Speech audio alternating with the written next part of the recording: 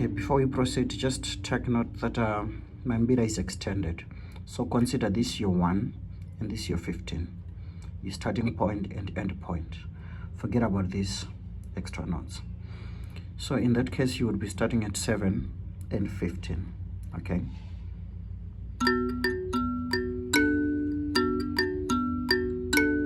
Notice twice.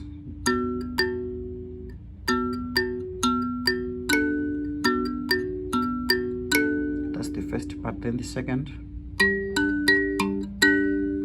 Again. Last time.